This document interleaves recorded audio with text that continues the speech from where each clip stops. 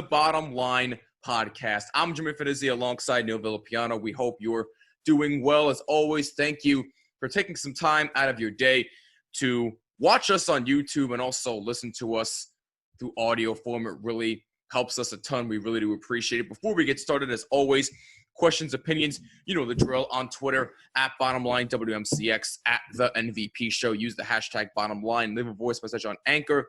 Download the app, create a free account. Or go to anchor.fm. And please make sure you subscribe not only on YouTube to our brand new YouTube channel, but also on Apple, Google, Spotify, the usual stuff, wherever you listen to podcasts. Just search for the Bottom Line Podcast. But please include my first name because it's the only way you're going to find it, Jimmy. With all that being said, Neil, welcome to another week. How are you doing? And by the way, happy birthday to you. Thank you. Yeah, no, yesterday was my birthday, so June 15th. It's my Devin Hester year. I turned 23. So yeah, it's just another year where I feel pretty much the same. Like I think somebody's asked me like, "Oh, do you feel like an adult now?" And I'm like, I've never felt like an adult before. So yeah, I feel that. But I'm good. This past week was a lot of fun for me because I got a lot of work done. I was able to finally actually be able to see some of my friends that I had not seen in 3-4 months. Me too.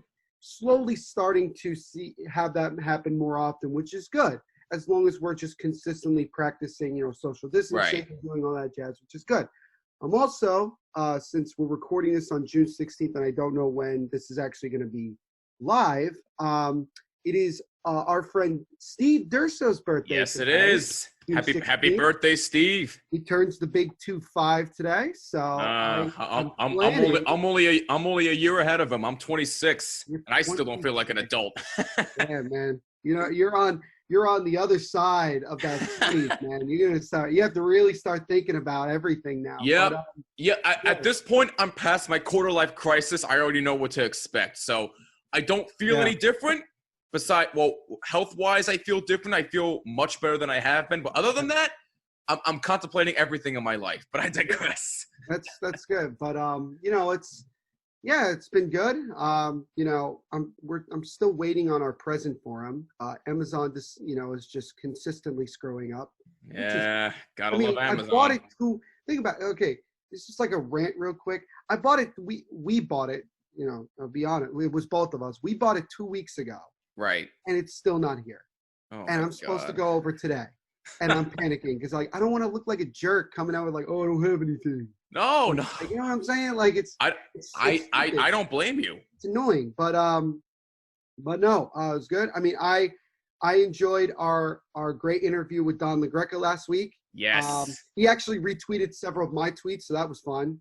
I definitely garnered some attention from him too. And by the way, real quick, Good.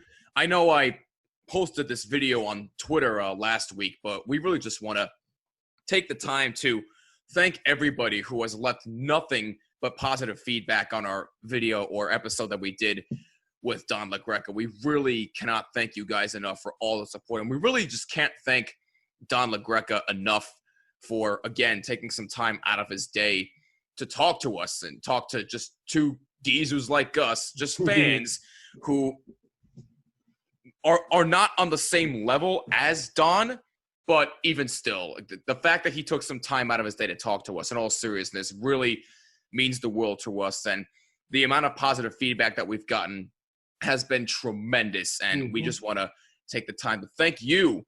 And if you haven't seen it or listened to it yet, please, we encourage you, go check it out on YouTube. Go check it out on Anchor, Apple, Google, Spotify. We really encourage you to go check it out. Really, please. It would mean a ton. And for those who already have, thank you so much. It really does mean a lot. But with that being said, Neil, we might have some controversy to start the week because you and I, this time we decided to collaborate on another top 5 because we decided to be friendly, I guess, if you want to say that. Yeah. But anyway, not for long, that's for sure. Not for long, because we might have a bit of an argument because we did off the air about this, and we might have another argument here. But in the end, we decided to stick with this list, and we'll definitely discuss. But I do understand a couple of points that you made, and we'll get into them in a little bit. Right. But today's list, top 5, is the top 5 cheaters in sports history. And when I say controversial, when we get the 2-1, you'll definitely see what I mean, but I'm not going to give anything away just yet. But with all that being said, let's get started. Number 5 on the top 5 cheaters in sports history. Number 5 is the New England Patriots, and we already know what's going on there. They had Spygate when they were the first time when they were caught taping the New York Jets defensive signals. They were fined $500,000 and a first-round draft pick in the 2008 NFL draft. And by the way, you want to know what the ironic thing was about that? Bill Belichick won Coach of the Year last year, and the previous year, in 2007. He won Coach of the Year. So the fact that happened afterwards is like, hello, what are you doing? But anyway, we have Spygate, and then we also have Deflategate, obviously, where they used deflated footballs to win against the Indianapolis Colts. Not just win, dismantle the Colts and to go to Super Bowl 49. And ultimately, that wound up having Tom Brady being suspended 4 games, but not until 2016 when the case was reopened, because everybody completely forgot about it. 2016, It opens back up again. Tom Brady is suspended 4 games to start the 2016 season, and the team was fined $1 million and forfeited 2 draft picks in 2016. And then you have Spygate 2.0, where they were caught videotaping the Cincinnati Bengals last year out of all teams, because the Bengals were a dumpster fire. Out of all teams you needed to tape, the Bengals? Really? Yeah. Really? And by the way, I'm not sure if anybody knows this, but there's this wonderful invention called an iPhone. An iPhone? Did you really need somebody standing on the sidelines with a camera when somebody literally could have just been sitting in the stands taping them from an iPhone? Yes. I mean, do you really have to be that obvious? So, yes. Patriots are number 5 because of all that. No, I mean, it's just, you never, every time we bring it up, it always makes me laugh just because of when I look at the Patriots prior to 2007 when Spygate 1 originally happened, I think everybody in the media could say that the Patriots were respected as a dynasty, or they were respected as a football team. I don't think people had that dislike that we have now for the Patriots. I think that it was more of a massive amount of respect. They were a very consistent, very good team, 3 Super Bowl championships in 4 years, things like that. But once that happened, and once it was made public, and once it was, confirmed that they did cheat in that game, it definitely hurt their image a lot. And the problem is that it's not like this is like one thing that happened and then it never happened again. They get caught 2 other times doing illegal, things in the middle of a game. And the fact that they went as far as in the AFC Championship game, making it difficult for the opposing team to throw the football because you deflated the footballs, it's just it's dumbfounding to me. Like, you're not good enough. You're not good enough, so you have to go that far with deflating the footballs. And it was just a very sad thing because, yes, the Colts did end up getting blown out. And yeah, you could make the argument that maybe even if the footballs were, inflated correctly, that maybe the Colts still would have gotten the crap kicked out of them. But the fact that it even came out was kind of was just a very sad thing. And then you obviously this past season, you get told that, Spygate 2.0 happened. I don't know if the Patriots got in trouble for that or not. I don't think so. But, you find out that they were cheating against the Bengals. The thing that I find the funniest out of all of this is simply this. I know somebody that's a Jets and a Raiders fan. And, he's like one of those Jets fans that just like is more realistic about like, it's the Jets. Like, it's like, how can it be so-and-so?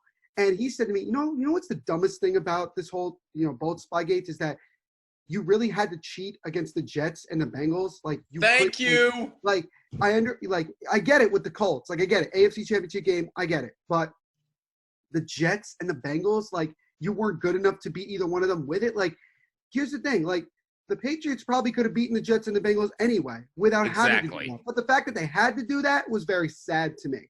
And I think that in 2007, and obviously, if you want to call it the 07 season and then the 08 Super Bowl, so to speak, the Patriots ended up losing the Super Bowl anyway.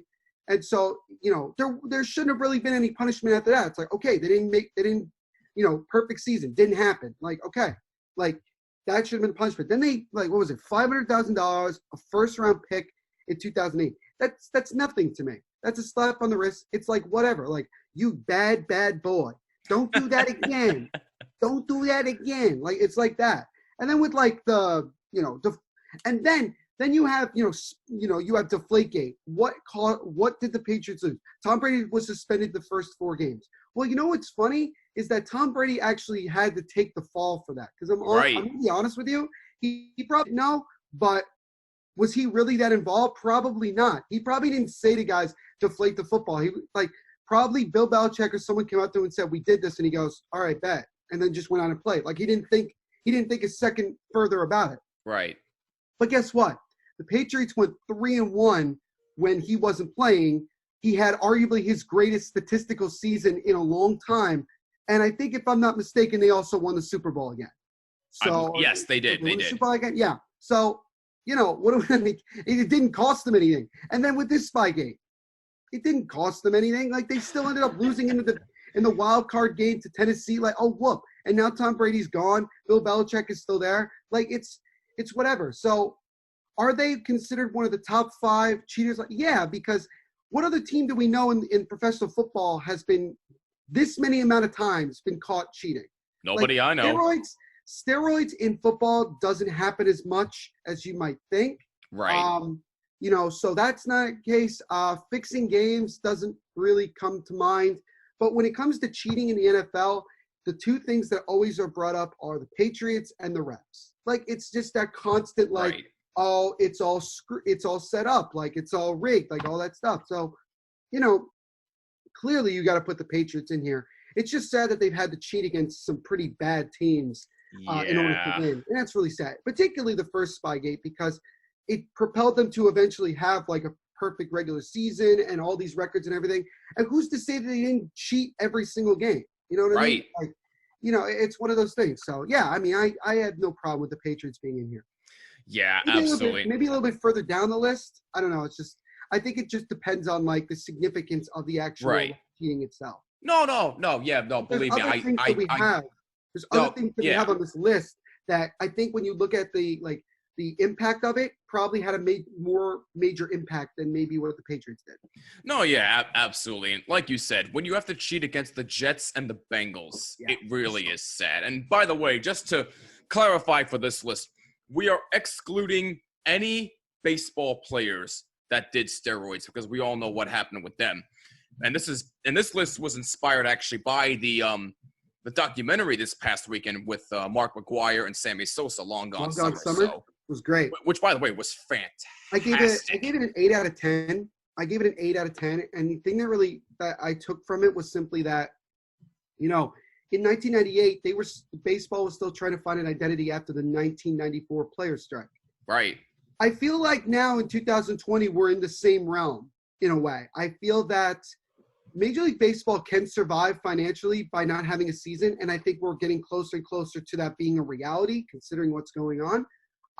But as far as an image standpoint, as far as a respectability standpoint, I think that there's going to be a lot of people who probably watched baseball before that are going to be now not as interested, probably not watch as much, probably not care as much because of things like this. And, it almost feels like they're going down this same road again that, we are going into, 94 strike 2.0 where, players and owners just can't agree on anything. And so we just don't have a season. So that was the thing I took from it the most.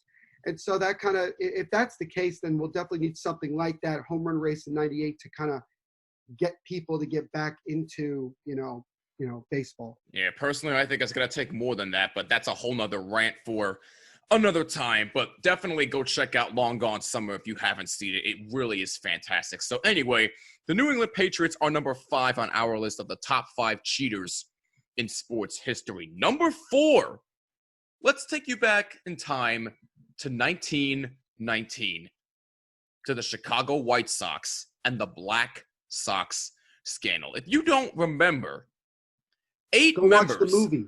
Well, yes, watch the movie. If you don't remember, obviously, don't remember what happened, go watch the movie. Watch the movie, A, and B, if you're too lazy to watch the movie, check this. 8 members of the Chicago White Sox, which, by the way, included Shoeless Joe Jackson. Yep. Think about that for a minute. Shoeless So Joe 8 Jackson. members of the Chicago White Sox were accused of throwing the 1919 World Series against the Cincinnati Reds in exchange for money from a gambling syndicate led by Arnold Rothstein, Aiden Clayton, and Aaron Nelson. And what happened? All 8 of those players were banned from baseball for life. All because they got paid to go out there and lose. It just shows me that greed was definitely a thing even way before this time period. Because for them to get paid all this money just to go out there and lose on purpose. Can you imagine what the manager must have felt like when he heard about this news? He was probably livid, absolutely livid. And I know there was the case with Shoeless Joe Jackson, and I know there were a million other cases, but that one is way more significant. But they tried to file appeal, and guess what? They're still banned. So Black Sox scandal definitely deserves to be on this list at number 4.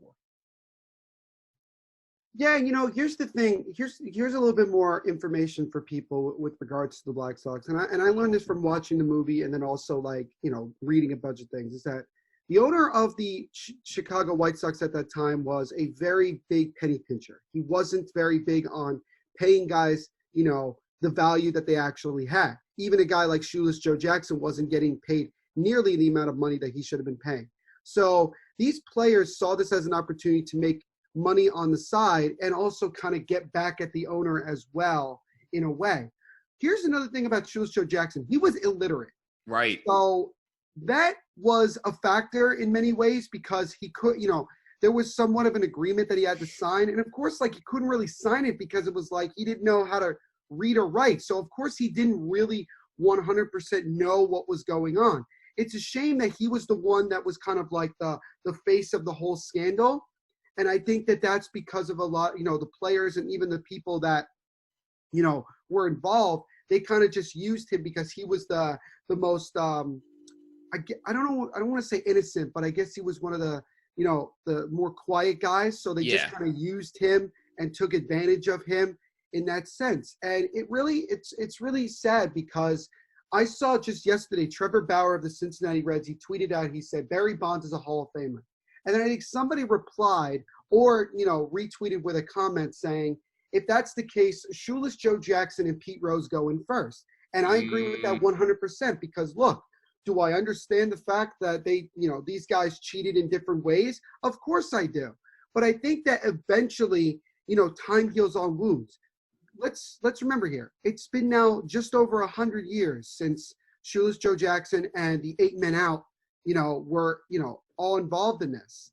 I feel that at this point, since technically nobody is alive, who is old enough to say that they remember that necessarily, I think it's time to move on, but it is sad because it was the first real time in baseball and probably in sports at that time where players were actually found to have thrown games in order to make, certain amount of money. And I always wondered this from the Cincinnati Reds standpoint. Did they feel like that their World Series isn't as significant because the White Sox threw away these games? Or was it, or do they feel, do they still feel like they earned it? It's an interesting question, but, it's definitely it's a reason why they call it the Black Sox scandal. It's a black eye to the franchise. It's a black eye to those players, particularly Shoeless Joe Jackson. It's a black eye to baseball. Thankfully, other than Pete Rose's situation, we've never really had something like that. I mean, there's a good chance that we might have seen it and it just slipped through the cracks like a lot of things do. But, it's definitely up there with regards to, major cheating because it wasn't like they cheated in a way where, they won the game because when you're trying to rig games, you can't rig it to win in that sense. You can't tell the players, you better try to win these games. It's like, they're just going to go out and play as hard as they can anyway. And sometimes they don't win. It's much easier if you tell them, go lose this game on purpose. So then they just don't try as hard. You had that with the whole, Boston College, basketball scandal many years later. It was just like that. Right. It's the same thing. Like, you got to throw away these games so you can make some money on the side. And so that's what happened in this situation. So, I obviously don't condone it. And it's a shame, though, because Shoeless Joe Jackson is a Hall of Fame player. There's no question about it. A lot of these guys were very, very good players. And, people ask, what could have prevented that from happening? I mean, the only thing that could have prevented it from happening is that if the owner decided to actually pay these guys the money that they deserve. But there's there's always two sides to the story. There's also legitimate argument for the players, and there's legitimate argument from the ownership standpoint. So it's something that, we'll probably never get a good answer for. But, I would like to see at some point that we can just kind of put that away and say, look, it's been over 100 years now. I think it's time. I think that we can't allow these type of things to constantly, go on. I mean, it's true that it hasn't really happened that much since. So maybe that's, a good thing that it hasn't gotten to that point. But right. I just think it's time to move on. That's just my opinion. No, absolutely. I'm 100% with you on that. So Black Sox scandal of 1919 is number 4 on our list of the top 5 cheaters in sports history. Number 5 is the New England Patriots. Number 4, the Black Sox scandal of 1919. Number 3, Tonya Harding. If you don't know who she is, you're probably under the age of 15. But bottom line is, basically, I was going to say this. I was going to say the same thing. 30 on this. The 30 for 30 makes it even crazier. Like, oh my God, absolutely. And I think this can be summed up with one word that was repeated over and over again. Why? Period. Basically, what happened was in 1994, which was the year I was born, but obviously I wasn't around when this particular incident happened. Tonya Harding is a figure skater, if you didn't know. And basically, she and her husband hired somebody to take out Nancy Kerrigan. Basically, just break her leg and have her not compete so that Tonya Harding could win it all. But guess what?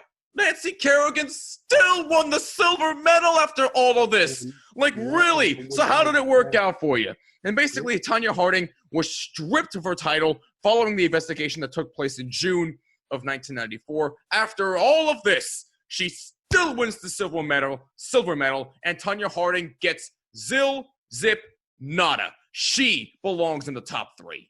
Yeah, no, that was a crazy name. By the way, the name of the 30 for 30 is called The Price of Gold. If anybody wants to watch it, so please go do so. Really, really good stuff. It's just weird because, like, when I watched the 30 for 30 on that one, Tonya Harding didn't seem like, even now, she didn't seem like she was very apologetic about what happened. Yep. Because it was all about the whole thing about, oh, it's like, if you're not quote unquote cheating, you're not trying.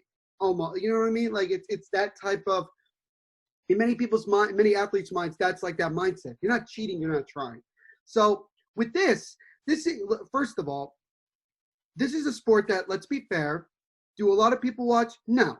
There's still a lot of people that do Absolutely it. Don't get me wrong. It's huge in the Olympics, as you just saw. Right.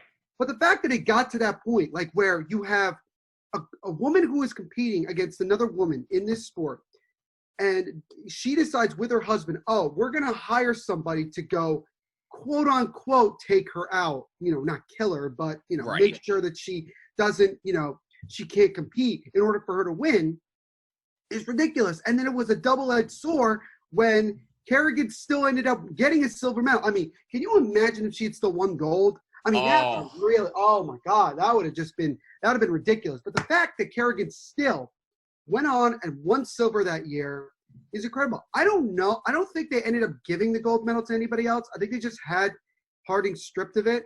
I don't know. Yes. I really don't know. And I think also Kerrigan was in the 30 for 30 as well, which is kind of crazy considering that the two main characters of this whole story were actually okay with talking about it. Because a lot of time in these things, not everybody is willing to talk about it, which is understandable. Right. But I could see from Kerrigan, like, it's something that she's never just going to, like, get over. She's never going to forget about it. Because she knows she got screwed over. But she has that thing in her heart that says, you know what, I still won a silver medal. I don't care, like, I still was able to have success anyway, despite the fact that this lady tried to, prevent me from winning it. And it was just, it was just a very sad thing. And, here's the crazy thing about the Olympics. we talk about cheating in sports, and usually when we talk about it, it revolves around like baseball, basketball, football, hockey, in America, right? You know what I mean? Like we always talk about that thing. Yeah, And you never hear about it in the Olympics. But here's the thing. Or You do, but it's very rare. It's not, no. It's not rare. It happens pretty much on a year-to-year basis. It's not, it's just that it's not brought up as much. The whole doping thing with the Russian athletes, that was a big thing. Like, to the point where in the 2018 Olympics, were they called Russia? No, they were called like something like Russian athletes or like what Russian Federation athlete, whatever the hell. Right. Like they were representing themselves, not the country, because the country was being punished for the whole doping situation. In the Olympics, it actually happens a lot more than you see in professional sports because of the fact that this happens every 4 years. So you have that constant preparation to get ready, like we were going to have this summer with the 2020 Olympics. Would there have been a case where maybe somebody was trying to cheat? Absolutely. I'll be very honest with you. There's probably somebody that cheats in the Olympics every single year. Yep. And the reason why it's not brought up is because it's not always the person that ends up winning anyway. They could take steroids, but that doesn't mean that they're going to end up like having the amount of success they need to have or anything like that. So that's the way I look at it. So, it is what it is. So at the end of the day, like this was one of those ones that happened in the Olympics where it was significant because Tonya Harding won gold, I think. She initially did, but she did get stripped of it.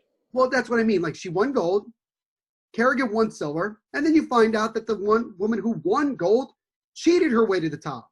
And didn't cheat like she used some sort of like chemistry that allowed her to win. No, she actually tried to eliminate her competition by getting them hurt. I mean, how ridiculous is that? I mean, how horrific is that? Very ridiculous. I've never seen a Major League Baseball player do that. I've never seen a hockey player do it. I've never seen a professional athlete in like American sports or anything like that actually try to, eliminate their competition that way. I could see how they might want to do it like when they're on the field of battle, and they might do it that way. But to do it off the field, hire somebody, like pay them to actually physically hurt somebody is just a disgusting, demonstration by somebody. And, I'm glad that the Olympics and the investigation people were able to figure that out and punish her correctly for it. I think she's banned from like all like involvement with the Olympics or anything. Yeah, I think you're right. Yeah. I think she's banned completely. So, she's, I'm sure she's still trying to build up some sort of like a positive image, but for the rest of her life, kind of too little too late on that one. Yeah. But yeah, definitely disgusting is definitely an understatement for that. But Tonya Harding is number 3 on our list of the top 5 cheaters in sports history. Quick recap here. Number 5, the New England Patriots. Number 4, the Black Sox scandal of 1919. And number 3, Tonya Harding. Now, this is where Neil and I got into just a little bit of an argument. A little bit. And you'll see why in a little bit. At number 2. Did we mention it's a little bit? Yeah, just a little bit. Number 2, it's the Houston Astros. Now, can I start with this one? Can I start with this one just to clear the air? Go ahead. All right. So I just want to say that the argument between myself and Jimmy has nothing to do with do the Astros deserve to be in here? They do. Right. Argument Absolutely. was that I think the Astros should have been number 1, and what you'll end up finding out is number 1 should be number 2. And I'll go into a different explanation about that once we get through number 1.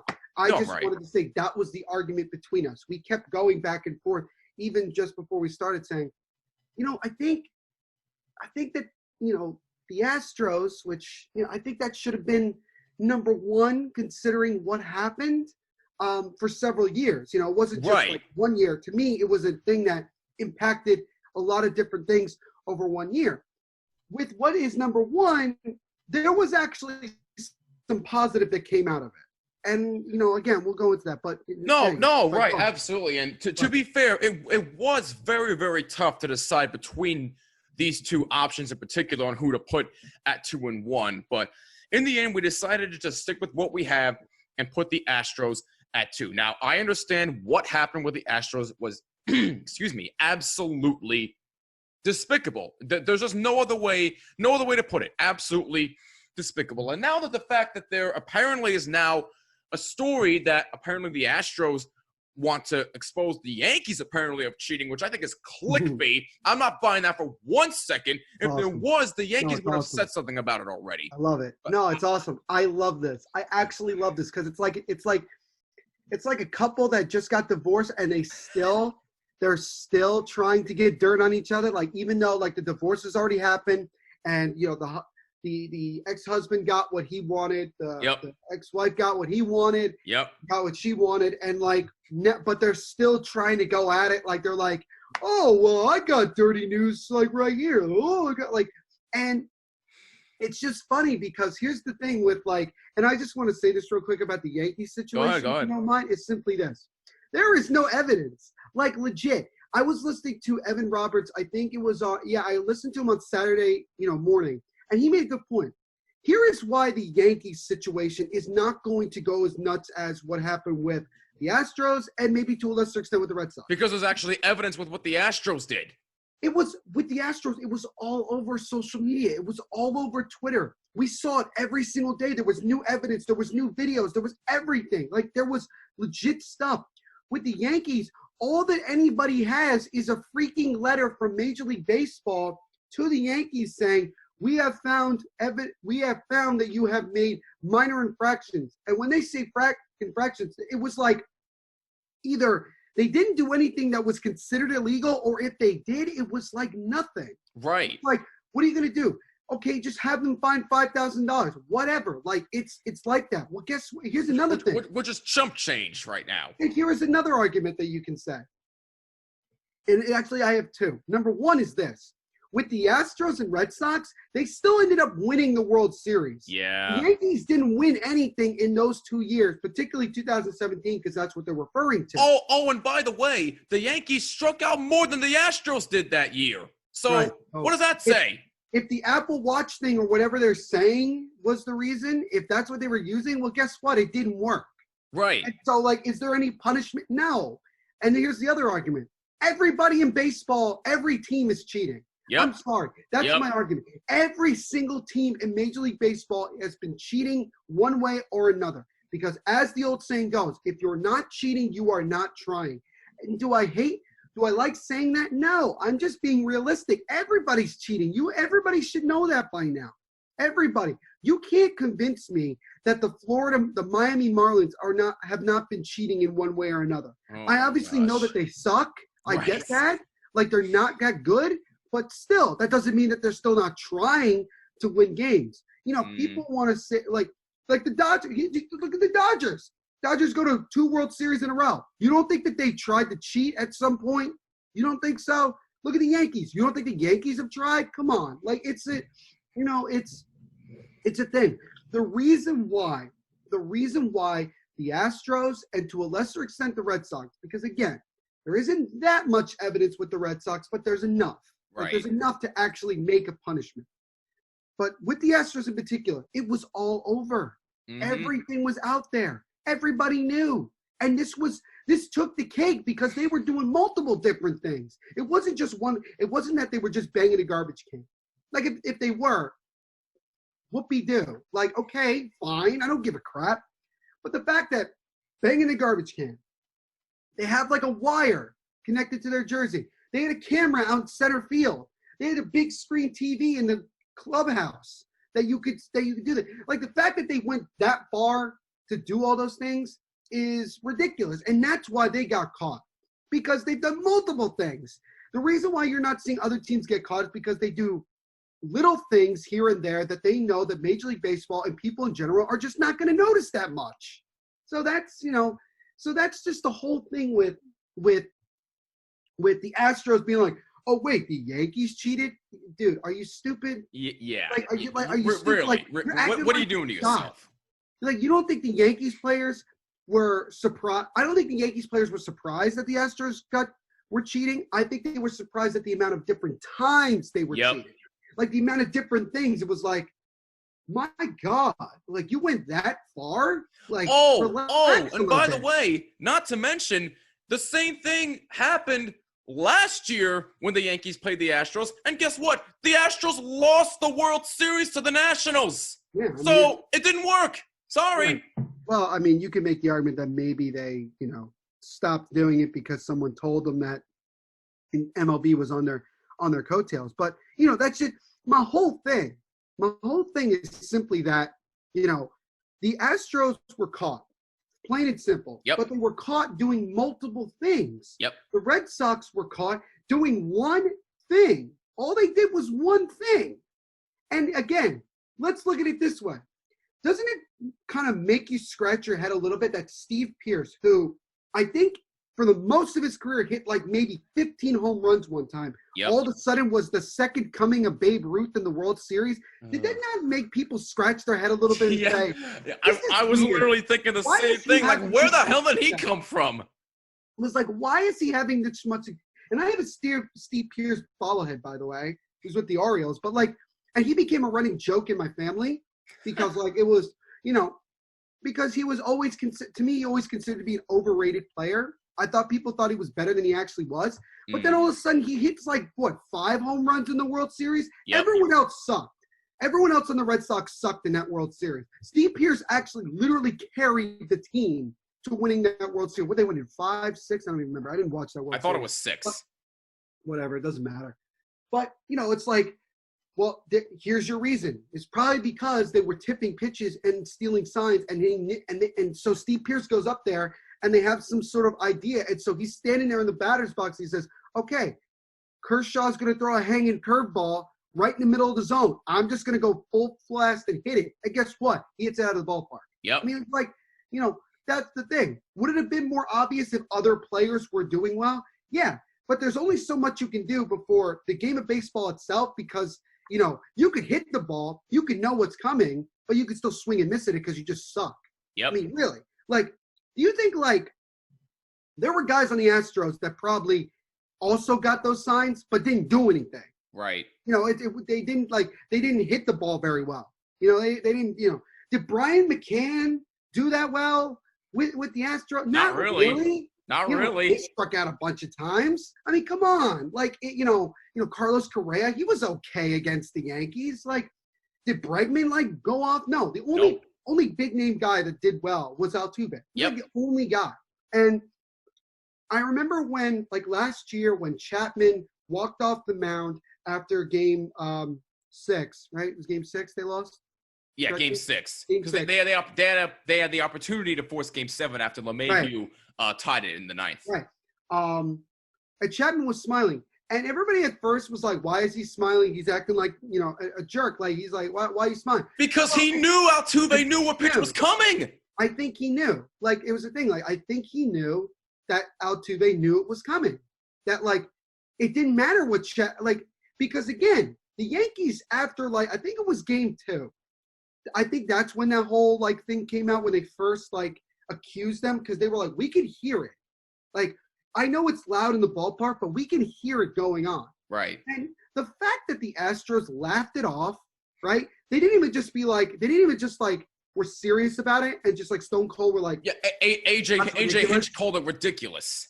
Yeah, but they were laughing about it. Like they smirked about it because deep down they knew that the Yankees knew what was going on. Right. And then you had the story come out and then all these things and AJ Hinch gets fired. Jeff Luhnow gets tossed and, everything like that. And then you go to this spring training and these people are like the owner, whatever his freaking name is, he's like, oh. Jim Crane. He's like, oh, we didn't feel that what we did, changed the outcome of the game. And then he retracted it and said he didn't say it. Like, what are you doing? I'm telling you, the reason why the punishments were not as severe, and people need to understand this. This is the only thing. You want to know how Robert Manfred got his job? It's because the owners voted him in. Every single owner said, yes, we want him to be the commissioner of baseball. So is Robert Manfred going to go out and totally destroy the Astros? No, because would that look bad on the other owners as well? Absolutely. Like that's what you have. So, it's just one of those things where, they cheated. And not only did they cheat, they got caught. They got caught doing it multiple times. And there were several significant people that knew about it and did nothing. I mean, you're talking about someone like Carlos Beltran, who was about to be the manager of the Mets this year. Then they find out that he was massively involved. And the he gets Mets had to fired fire without him. even managing a game. It was like one of the few times where I felt bad for the Mets. Like I really did, because I'm like, I like to bash the Mets a lot. I really do, because they screw themselves. Yeah, But at this right. point, like, people were criticizing the Mets, and I'm like, dude, are you serious? Like, it's not their fault. Don't blame them because they didn't do enough. It's like, for all we know, they asked Beltran like 50 times, and he kept saying no, and that's all they could get. So in that case, I was like, I feel bad because that wasn't the plan. Because, they was like, they didn't know. And then you have the Red Sox, and it's like, did the Red Sox ask Cora? They didn't ask him until this whole thing came out.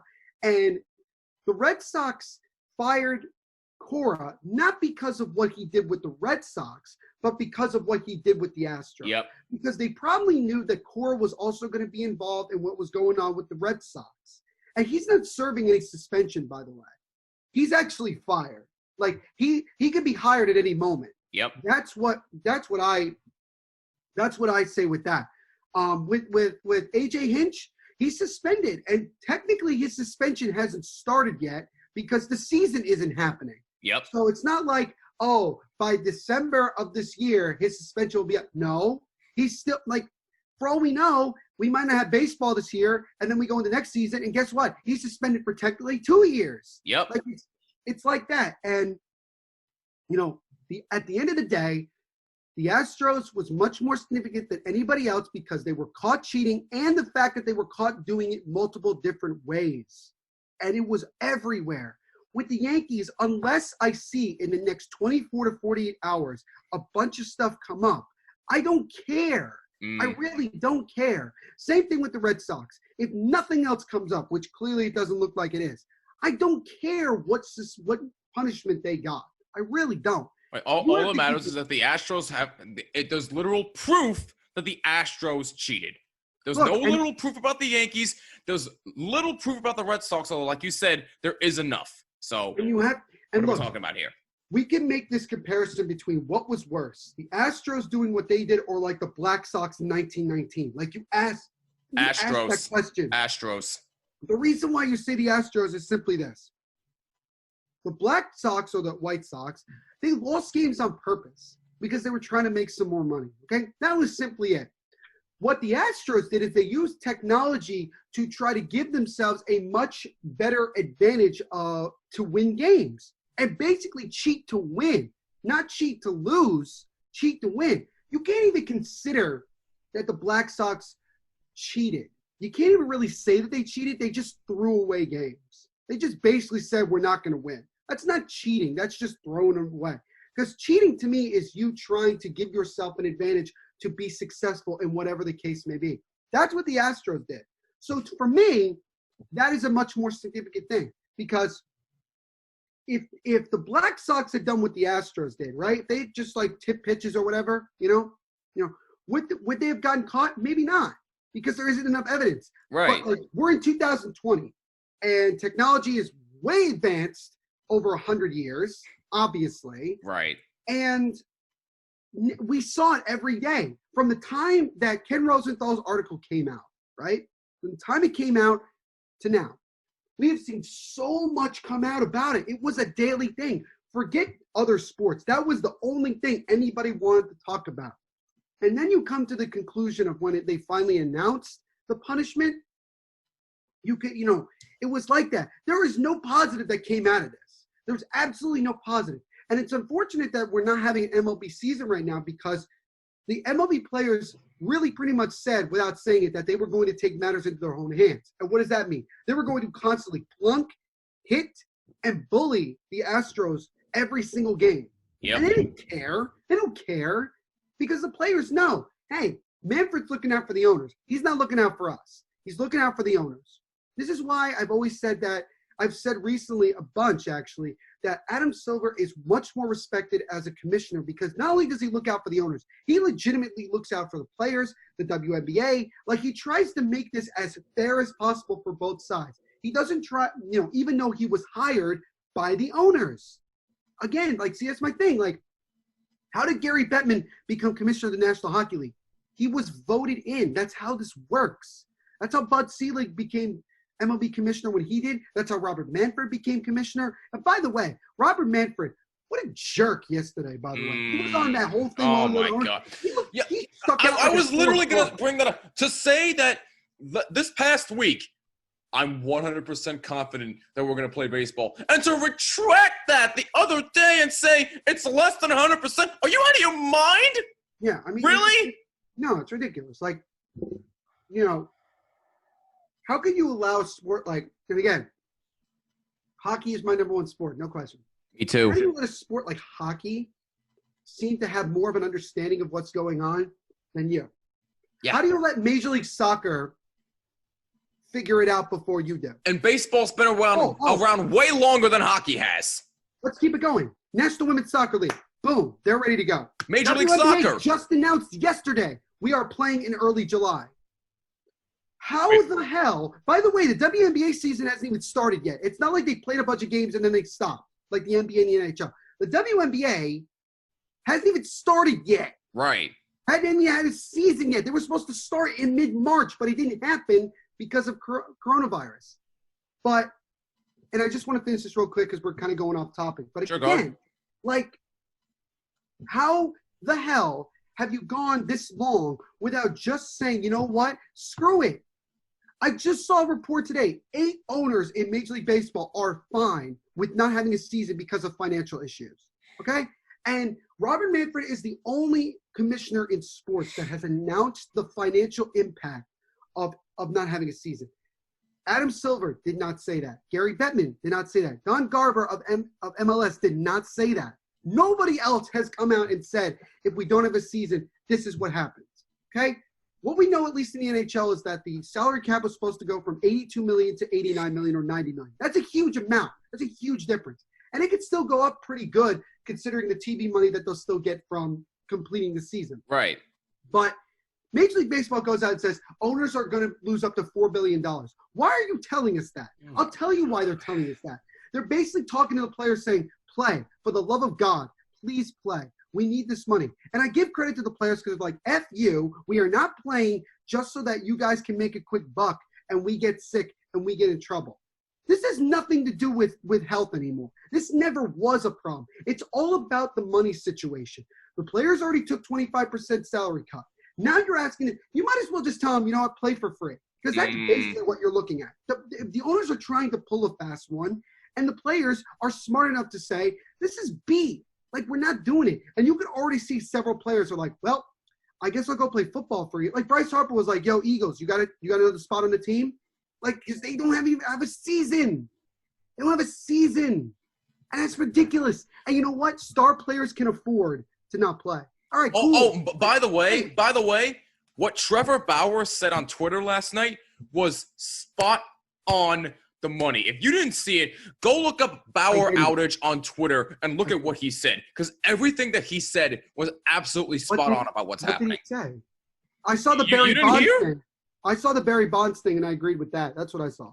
Hold on, let me pull it up for you right here. I actually retweeted it. Give me 1 sec. I'll pull it up. All right, so here we go. Here is what Trevor Bauer. I'm not gonna read all of it, but here's part of what he said the other night. Again, at Bauer outage. Oh, wait, Rob, I have it right here. Yeah, so, Rob, explain to us how you can be 100% sure that there's going to be baseball, but not confident there will be baseball at the same time. What changed between those statements? Players told you to set the season, but it's too early to set the season right now, isn't it, Rob? Because then you'd have to explain why you're only going to impose 50 games when we could easily play 70-plus right now. The tactic is to bluff with, quote, no season, end quote, again, and delay another 2 to 3 weeks until you clear the risk of, quote, not negotiating in good faith by trying to play as many games as possible, end quote. And he goes on and on and on from there. But I'm telling you, everything that he says is absolutely spot on. Please read the whole thing. I'm telling you, you might actually learn something here. But well, I don't really disagree with that. I mean, thank you. Exactly. It's really sad that what was considered America's pastime, and I mean, like, let's be honest. I don't think baseball is considered America's pastime anymore. And nope. I hate saying that because I'm more of I would consider myself more of a baseball fan than I am a football fan. not that I say I don't care or like have a passion about football. I do, but you know, I'm like a little old school with everything. It's just sad that baseball has constantly been shooting itself in the foot. Like, and I don't like. At first, it just seemed like the MLB players were just being very greedy with everything. And you know, if you remember like Blake Snell like 2 months ago, everybody was like crapping on him about what he said. Well, actually, what he said is what we're still dealing with right now. Exactly. Is that it has nothing to do with do the players just want to not play and take all the money and they just don't want to give any money back. No. You have players that are not making anything right now, like and even players that are making a whole lot and they're saying, look, I don't want to go out there and sacrifice my health and possibly get infected, maybe infect other teammates, other players, and my family. Like, I don't want to do that and also have to give up half of my salary. Now, is there a case where they're still going to have to give up some amount of money? Of course. Like, you're not going to have a full season. Playing 50 games is dumb to me. It's very dumb. We're in mid-June now. It's very June dumb. 16th at Very the time dumb. of this recording. It is June freaking 16th. For when I was back in April and even mid-May, I was missing baseball. Nowadays, I don't care. I really don't. I'm so tired of talking about this because it's ridiculous. Just end it. Just admit that you're not going to get a deal done. It's not going to happen, and go from there. How about this? Let's make it really simple. You have until July 1st to make any sort of deal. And if you don't, I don't care. If you don't, end it. Stop. Just stop. Because MLBPA at this point is probably fine with it. Because look, you've already screwed over the players way too much. You forced teams to cut a lot of minor league players who now probably will never get a chance to play baseball again, will have to go figure out how to get a job in this economy, considering how bad the coronavirus has affected the economy. And like now, it's so sad. Like, it's so sad. But shout out to Scott Boras, who said he was just going to pay every single minor leaguer, which, let's be honest. That's not a whole lot of money that Scott Boras is giving up. It's still something. I mean, I don't know how much Scott Boras is actually worth. I'm going to guess between the $4 to $5 billion range. That's just a guess. That sounds about Totally right, not. yeah. I mean, he could buy a franchise if he felt like, oh, that would be ridiculous. But look, going all the way back, because we have completely gotten off topic here, because we're still on number 2 and we still have number 1 to go through. But going back to it, this is just, the whole thing with the Astros was simply this. You got caught, you cheated, and you cheated like 4 different ways. So I'm sorry, but that's, you're ridiculous. And not only did you did it for multiple years in different ways. It wasn't like you did the same thing every year. It was like, oh, we had to find other ways so that nobody could catch on. Yep, absolutely. So after that full-fledged rant from us about how baseball's doing, so the Astros, in case you forgot, we're in the middle of our top 5 list of the biggest cheaters in sports history. Quick recap for you here. Number 5, the New England Patriots. Number 4, the Black Sox scandal of 1919. Number 3, Tanya Harding. Number 2, the Astros. Before we get to number 1, we do have a couple of dishonorable mentions. We say dishonorable because they cheated, so dishonorable mentions here. And I'm sorry for bringing this guy up, Neil, but John Calipari has to be in the dishonorable Calipari, because Calipari. Calipari. I'm sorry, Calipari. Come on, he's Italian. You got to say it right. Excuse me for living. You got to say it right. Excuse me for living, but I digress. I'm going to call you Finizzi for the rest of the time we do this if you keep screwing up like that. Well, in case you don't know what happened to Mr. Calipari, here's what happened back in 2008. Yep. 2008, the Memphis Tigers had their entire season record wiped out completely after it was revealed that the coach had rigged guard Derrick Rose's SAT scores and had the university pay for Rose's brother's travel expenses. That stinks to high heavens. So Calipari definitely is a dishonorable mention to me. Win. This is the thing I don't I understand that, but to have your entire season wiped out because of this? Okay, really? So then talk to USC in 2005. Oh, my God. Go talk to USC in 2005. No, this is what I'm saying. Like, go talk to USC in 2005. Because compared to that, that's ridiculous. Like, again, this is the whole thing. And if you haven't seen One and Not Done, if you've never seen that third player, please go do so because you will have a different perspective of John Calipari after you watch. Because here's the reality. Like, and we're at this point now because guess what? Several states have already said now that players in college can use their likeness to make some money. Great. Good freaking job. There's a reason it's a step in the right direction. Absolutely. There's a reason why the G League now has a team that you could go to, screw college, play, get paid, and then go to the NBA. Yep. Because this whole thing, this whole system is stupid. There are a lot of players, and let's be honest about this here, a lot of players that come from bad neighborhoods that do not give a flying you-know-what about school. And so this is one of those situations. Did Derrick Rose care that much about school? Probably not. Probably not, no. Probably not, okay? But John Calipari, he didn't do that to try to win a national championship. He did it because he wanted to help Derrick Rose get to the NBA. There was no other way for him to get to the NBA except maybe go overseas for a year. There was no other way. He was going to play college basketball for a year or two and then go to the NBA. That's how it's going. So, like I get why you put him in here. Like, I get it. But, like, as far as the impact of, like, a lot of different things, you know, didn't have much impact on anything. No, yeah. If you put it that way, then I understand where you're coming from. But even still, to me, he belongs in the dishonorable mention. I like the next one that you have. The next one you have is really good. Just be thankful Calipari's not in the top 5. Then we would have had a whole different argument about that. Yeah. I like the next one you have. The next one you have is good. But this guy definitely deserves to be in the conversation, and that would happen to be former NBA referee Tim Donaghy. In case you forgot what happened with him, he's the GOAT. He intentionally, from 2005 until 2007, he intentionally either blew calls or made incorrect ones in order to win bets on the point spread of certain games. He was investigated by the FBI. By the FBI. When it gets so bad to the point we have to have the FBI investigate this, you know you're trying way too hard to cheat yourself into getting money. But he was investigated by the FBI for that matter, and he was later convicted and sentenced to 15 months. 15 months prison. 15 months prison. Think about that.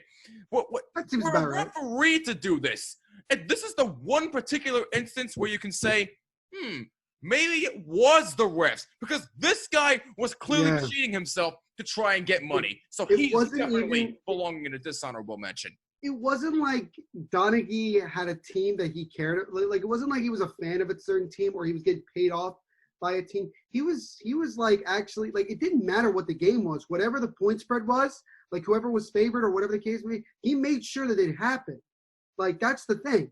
And it's really crazy because we always talk about, the refs are being paid off and blah, blah, like things like that. Like, we always hear those things. This was one of the few times where it actually was realistic, where a ref actually tried to dictate how games were going. Yep. I mean, this was the modern day version of the point shaving scandal for Boston College. Oh, like my God. This is like what that was. Like, he basically was trying to make sure that certain games ended the way that they did in order for him to make money. Because I don't think NBA refs make that much money. So was he a compulsive gambler? I don't really know. I don't know all the facts and everything. Yeah. But I know for a couple of years after, I would go to different sporting events, even like Major League Baseball, and it didn't matter who it was. It's like somebody made a bad call. You hear someone be like, "Come on, Donaghy!" Like, it was the constant reminder that he did that. I remember I heard the story on 60 Minutes when it first dropped, and I was just like, wow, like, this is crazy. And, it's, this is one of those where you could have possibly put it in the top 5, but probably not in the top 3, just because of the fact that, like, it's not like he did it for one team in particular, and it wasn't like it was in, like, the NBA Finals, Again, I look at, like, significant impact. I look at how much of an impact did this have. Did it have a massive impact? Maybe it didn't.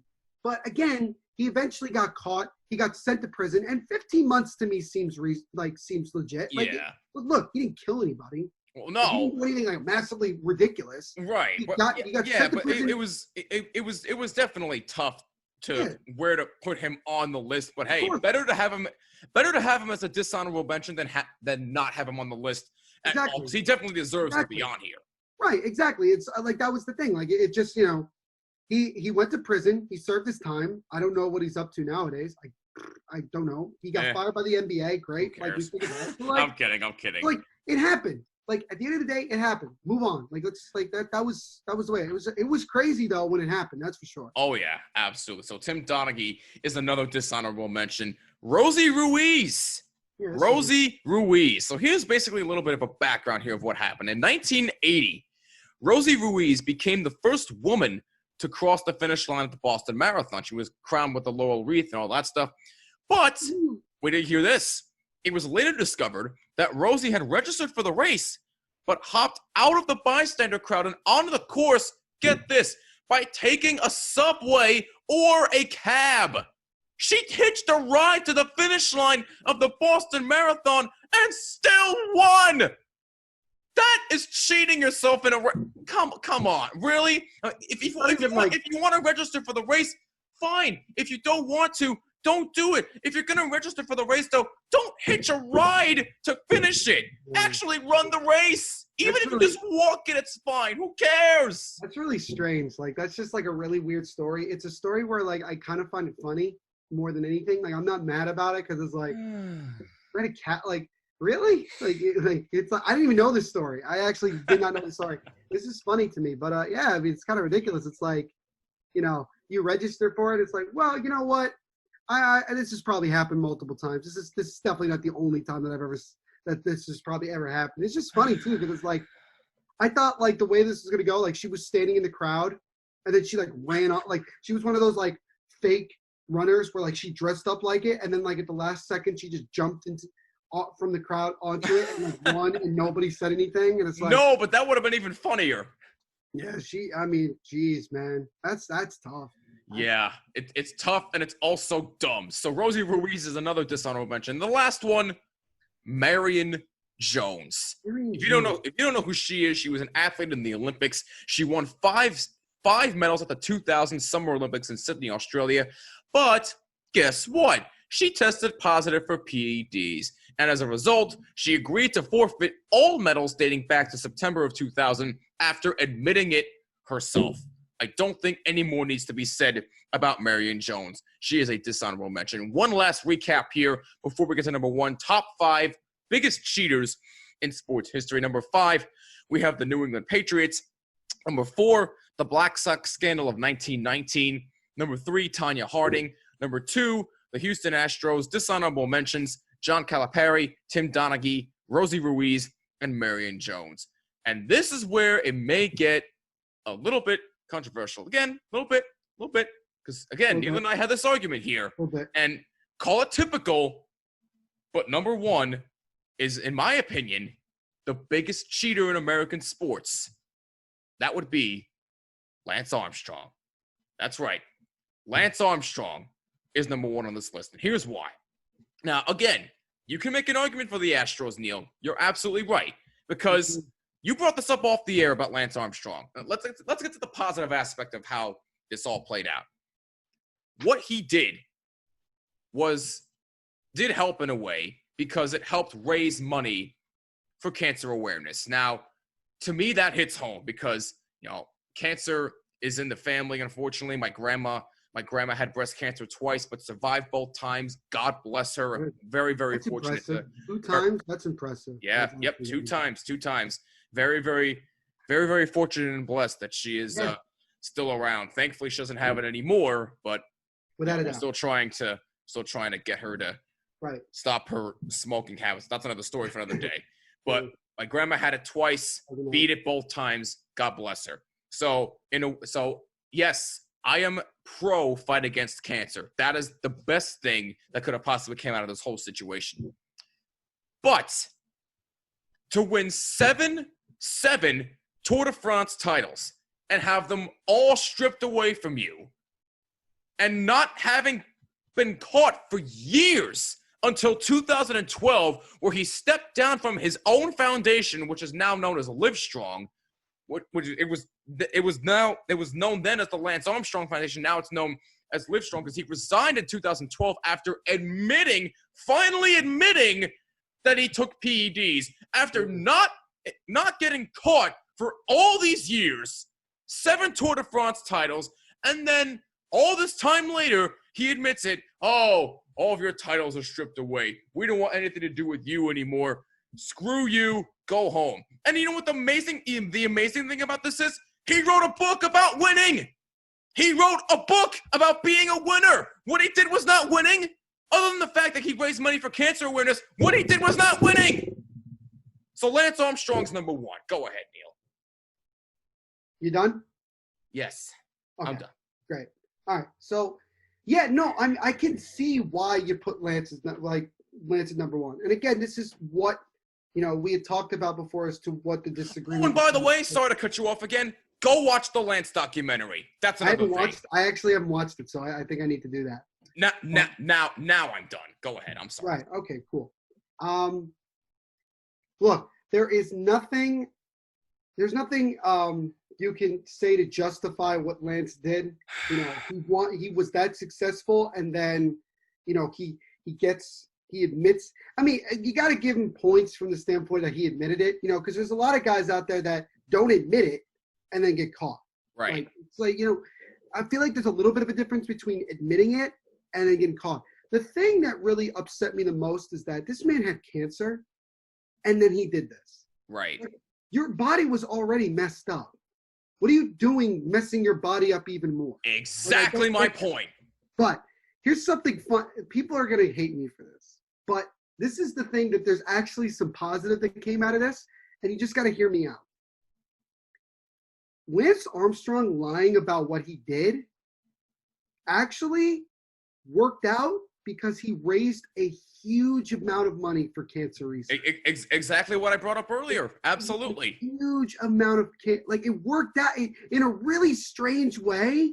It worked out because he won, and also he was able to raise a lot of money to help try to cure cancer. And let's be honest. And now we're one step closer to finding a cure every year for it. That's my point. Like, we're getting closer and closer every year, and you have to thank Lance Armstrong for it. Like, you really do. I don't really know what Lance Armstrong is up to nowadays. I don't really know. Probably trying to stay in shape, just so that he doesn't get cancer again. Probably. Which makes sense. Yeah. Again, I didn't see the Lance documentary, and I should. I really should, because I'll probably know a lot more after it. But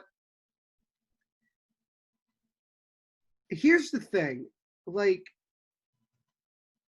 was there any positive that came out of the Astros cheating? No. Any positive? No. Was there positive that came out of Lance Armstrong cheating?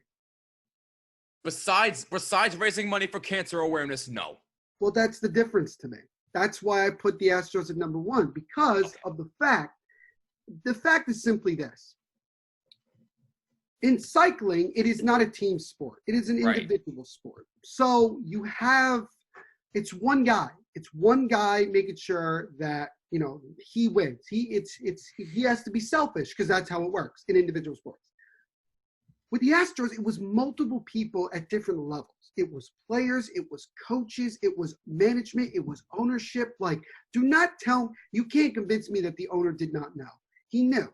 We're not stupid here. Like, don't act like you don't think he doesn't know. He does know. He absolutely does know. He's not an idiot. Okay? Multiple people had to do these things in order for it to happen. Multiple things. And it wasn't just one thing. Once again, I mentioned, they got caught cheating in many different ways. Lance Armstrong got caught doing one thing, and that was he took steroids. And that impacted, obviously, the fact that he won 7 Tour de France's. He won 7, which is incredible. Like, you can't deny that in general, obviously, because, even if we're not talking about, like, if he didn't do steroids, we would be sitting here saying that's one of the greatest achievements in sports history. Like, he would be on our list of the greatest sports achievements of all time. Like, it would be something like that. Like, I keep going back to this because it's like, and I know people are going to look at me and be like, this guy's an idiot. Like, he doesn't know. Like, but I do know. I'm not discrediting what, I will, that's not the right word I want to use. I'm not forgetting what Lance Armstrong did. They cheated. I'm not. Right. But again, I said that when I looked at this list, I looked at the impact that specific cheating had on everything. Lance Armstrong's thing, it impacted the sport itself, and obviously gave him an advantage over everyone else. Do I think that there were other people that were doing it? Yes, I do. Because Floyd again, Landis. if you're not cheating, there you go. If you're not cheating, you're not trying. And I'm not saying that that's what you're supposed to do. I'm not telling people to cheat here. Don't think that I'm just saying that's what a lot of people in professional sports have said. That's that consensus that you've heard. With Lance, it only impacted the sport that he was involved in, but he also had cancer, which is horrible. Right, yeah. But he raised a huge amount of money, I think it was like several millions of dollars. I don't even remember what exactly the number was, but it was like several millions of dollars for cancer research. And the cancer wasn't a lie. Like, it wasn't like he lied about having cancer. Right. Okay? Because even then, like, if he had lied about cancer but still made money, but still like gave all the money to cancer research, would anybody have been mad? I think most people would have been confused, because it's like, well, what does he gain from it other than popularity? Like, other than that, it's nothing. But like, he had cancer. He raised money. He had a great charity. I mean, it still technically exists, but it's not with him. Yeah, right. Like I said, now it's known as Live Strong. Live Strong. Okay, I got that now. But yeah, that's my. I'm not saying that Lance Armstrong, what he did, it doesn't deserve to be in the top 5. It probably should be number 2, because again, okay. Yeah, and also the Astros are not sorry. I mean, Lance Armstrong has at times sort of apologized for what he did, right? But he still has not fully like come out and said, what I did was absolutely wrong. I'm disgusted by you know what I mean? Yeah. The Astros have just straight up been like, we don't care. We're not apologizing for jack you know what, because we didn't get punished. Like, they're laughing because like, we still got a ring. You didn't take away our championship. Like, we don't care. And now they're going to this season with extra motivation to be like, oh, we'll just prove that we're good anyway. Like, we'll just win anyway without cheating, and we'll be fine. Like, that's that arrogance, That's the arrogance. Mm-hmm. The thing that I get upset about with Lance Armstrong is that this man had cancer and then he took steroids.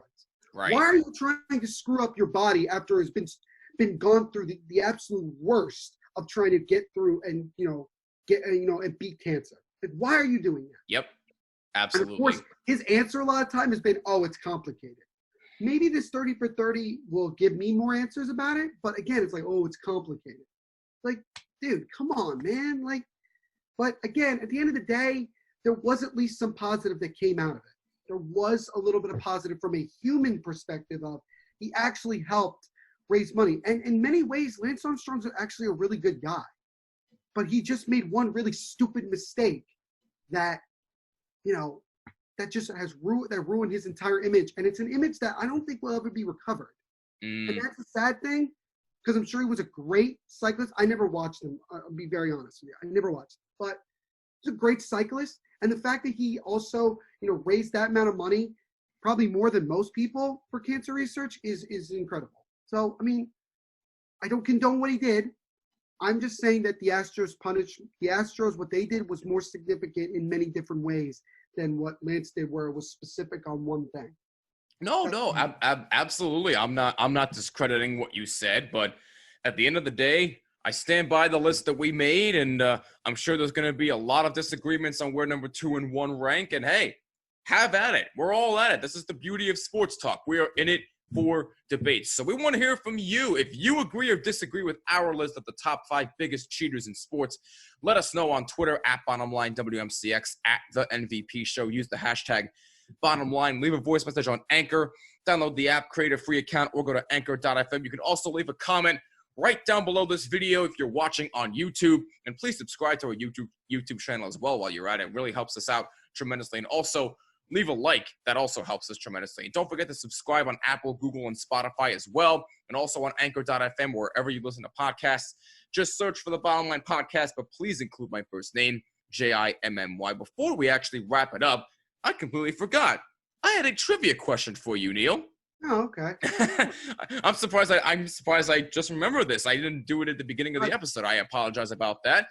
But here's a bit of a trivia for you. So this past weekend was R.J. Barrett's birthday. He turned 20 years young. He's a player on the New York Knicks.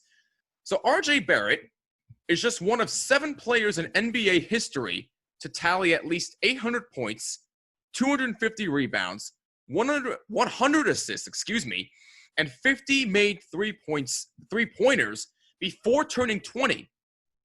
There are 6 other players. Can you name me 3 of them? Oh, jeez. I was gonna say, you want me to name 6? Nope. Like, come on, that's unfair. Nope. Okay. I'm making it fair. Name 3 of them. Name 3 of them. Okay. I'm gonna guess. Okay. 'Cause I'm like, I really don't know. No, go ahead. I'm gonna guess one of them's LeBron. That's 1. Yes. Okay. Are a lot of these guys more current players? I would imagine, right? LeBron is still playing. You got him. Another one is still playing, and the rest of them are retired. Okay. I'm sorry. One significant name on this list is retired. The rest are still playing. Okay. I'm gonna say that another one is Kevin Durant. That's 2.